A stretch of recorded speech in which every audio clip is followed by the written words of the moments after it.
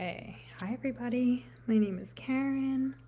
We're gonna just wait a little bit to get started, see if anybody can join us for some questions. And if not, I'm just gonna address a topic that I've seen in the chats on the group page, and we'll go from there. I'm hoping to do these live events. I don't know if you caught my message the other day, but I'm hoping to do live Q&As every Sunday night, or maybe like at least once a week. So if Sunday doesn't work for someone and they're not able to jump on, we can do it a different night.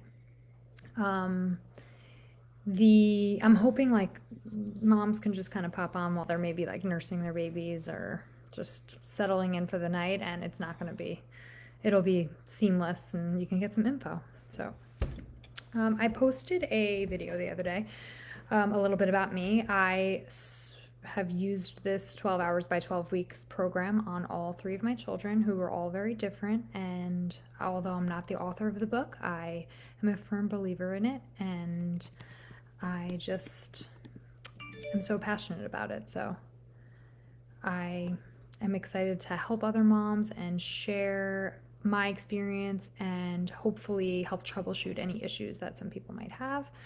And yeah, just spread the good word of sleeping through the night. All right, I'm going to pull up, sorry if I'm being distracting on here. I'm going to pull up the group because I saw some good questions that were just happen to be asked in the group recently, and one of them was about, and we could just kind of focus on this topic, getting your son or daughter to sleep a little later. So a lot of people are hung up about this, the 12-hour mark. So if you put your baby to bed at 7, you would ideally want them to wake up around 7. What Susie mentions in the book is there's a difference between waking up and them kind of waking up and taking them out of the crib. So the first thing I ask moms if they're having trouble with, or dads, if they're having trouble with their children waking up a little too early, a little before the family is ready to get up, is what's the baby doing? Is the baby screaming its head off, so ready to eat, where you're like, I gotta get in there right now? Or are we in this mom mode where we hear them and we know they're awake, and then automatically you're like, okay, I gotta go get them, I gotta go start the day? So if that happens to you, that's the first question I would ask. What kind of cry is it? Is it just a cooing, or just a I'm awake cry, or is it a screaming I'm hungry cry? So if it's just I'm awake and I'm making noise and I want to let you know that I'm awake and that's what the baby's doing, you would just leave the baby in the crib. Maybe take some time to go to the bathroom and like get yourself ready to start the day with the baby. My best advice for this is to take it by 15-minute increments. So to backtrack a little bit about leaving the baby in the crib. If your baby's waking up at 6 and you would ideally want them to wake up at 7, the first step would be to get them to stay in their crib happy, keep them in their crib, get them to self-soothe until 6:15, okay? Because anybody can handle 15 minutes. That's how I try to think of it. So the parents and the baby. So what I mean by that is, just because the baby is ready to get out of bed, maybe we let them attempt to self-soothe for 15 minutes. When you think about that hour and you hear that baby crying at 6, you're like, they're never going to wait until 7 for me to feed them. And that's true, probably right now, but we can adjust that time slowly. She doesn't, when she talks in the book, she doesn't always say 12 hours of full solid sleep. It's just 12 hours of happy time in the crib, or just time in the crib where they're not losing their mind. So take the first day and the first step by 15 minutes. So if they're waking up at 5 and you want them to wake up at 6, let's just get to 5:15, and that might take a day or two. And that might not mean leaving them in there for 15 minutes the entire time, but what it would mean is taking them out of the bed. If you can leave them in there and they can self-soothe, that's great. But the second thing I would do is slowly take them out, talk to them about how they're going to start their day, slowly change them, maybe get them into an outfit if you want. We're not waking them up and putting them on our breast or giving them the bottle right away. We're going to try to get them to last 15 minutes, okay?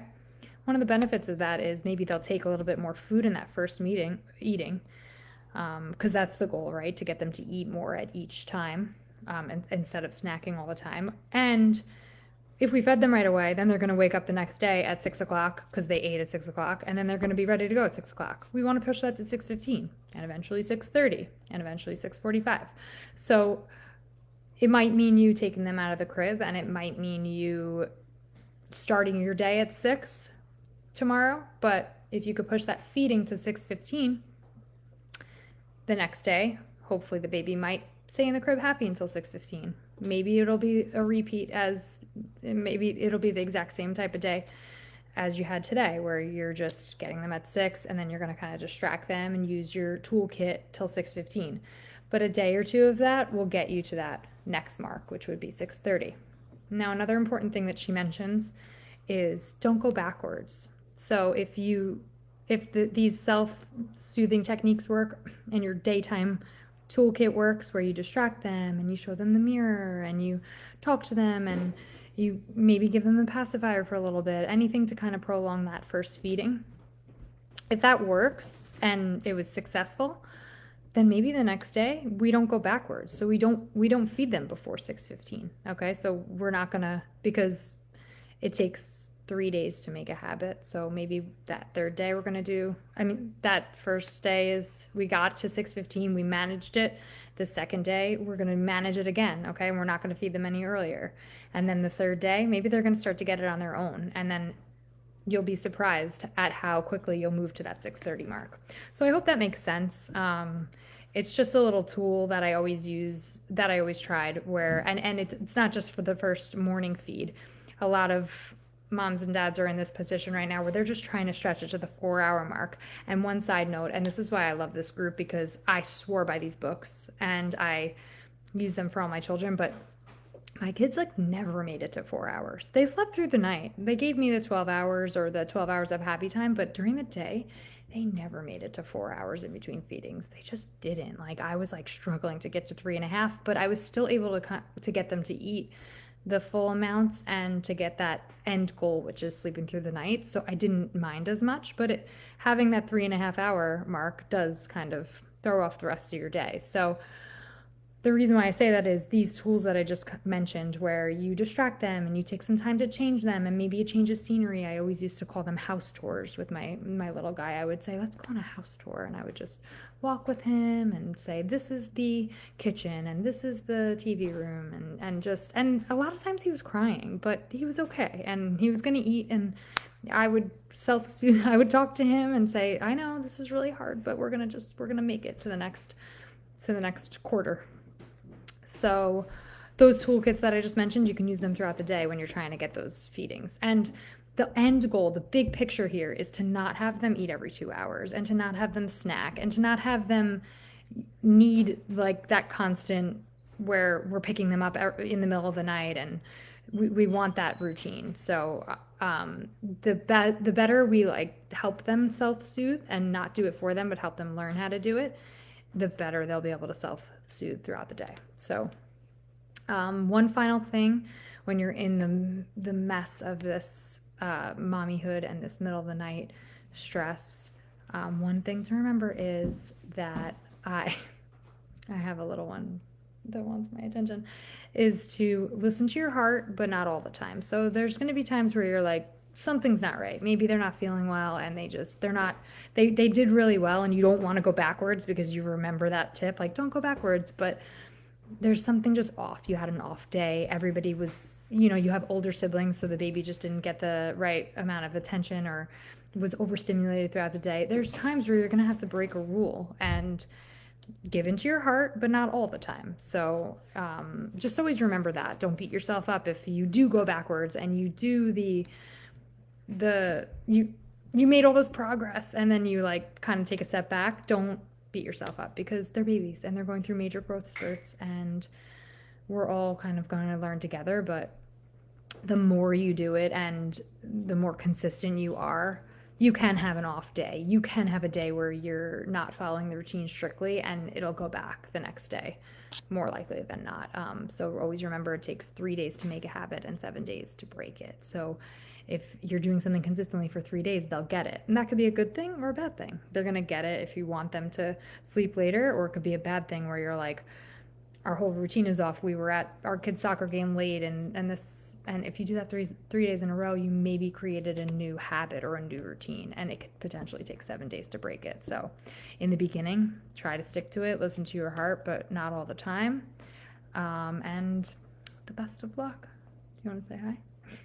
I have a little lurker here. This is my almost 8-year-old who sleeps through the night. All right. I know we didn't have a lot of viewers here, a lot of viewer questions, and that's okay because this is just the first one. I would love to start this as like a weekly conversation with everybody. But if you have any questions, tag it. This is obviously going to be up here. Hopefully it helped. And tag me in any of your questions. And I'm looking forward to hearing all the good news from people who had their babies sleep through the night. Bye.